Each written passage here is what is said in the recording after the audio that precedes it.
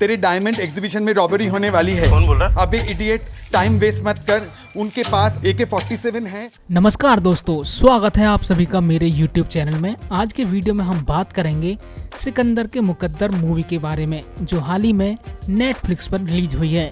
तो चलिए दोस्तों शुरू करते हैं। तुम्हारी बायोपिक का टाइटल है सिकंदर का मुकद्दर और उसका डायरेक्टर हूँ मैं।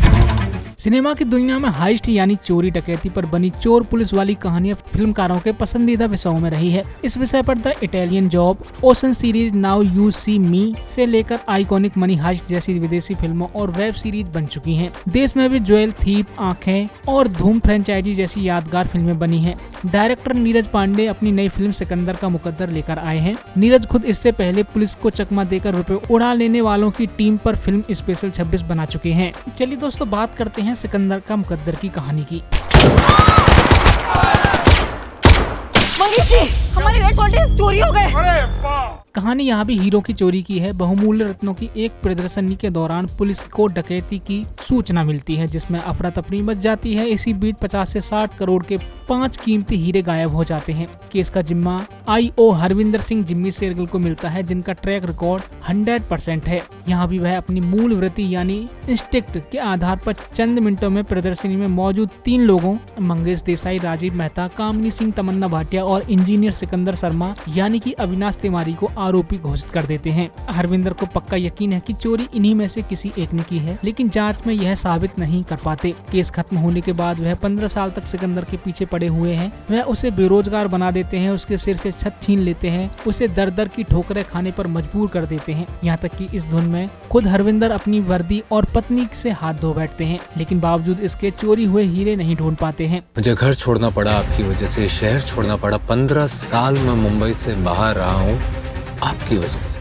आखिर में हरविंदर यह मान लेते हैं कि उनका इंस्टिंक्ट गलत था, लेकिन क्या वाकई हरविंदर गलत थे? आखिर हीरे गए कहाँ? इस चोरी का मास्टरमाइंड कौन था? यह राज फिल्म देखकर ही पता चलेगा। ये रेड सॉल्टेज 50 करोड़ के होंगे। कितने के? 60 करोड़ के भी हो सकते हैं।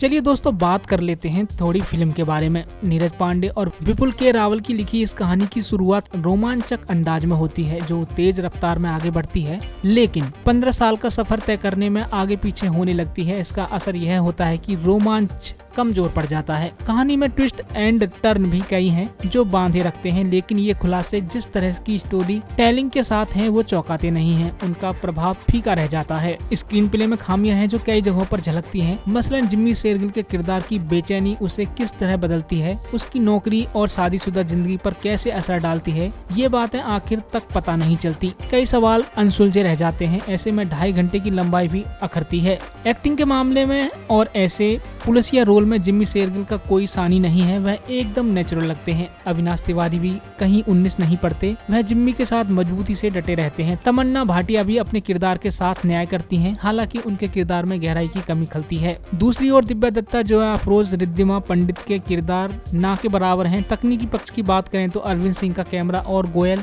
HR के साउंड इफेक्ट्स सस्पेंस को बनाए रखने में अहम भूमिका निभाते हैं। तो दोस्तों नेटफ्लिक्स पर यह मूवी आ चुकी है, आप भी जाकर देख सकते हैं। अगर देख चुके हैं तो कमेंट करके बताना। वीडियो अच्छी लगी हो तो लाइक करके जाना और चैनल को सब्सक्राइब करके जाना।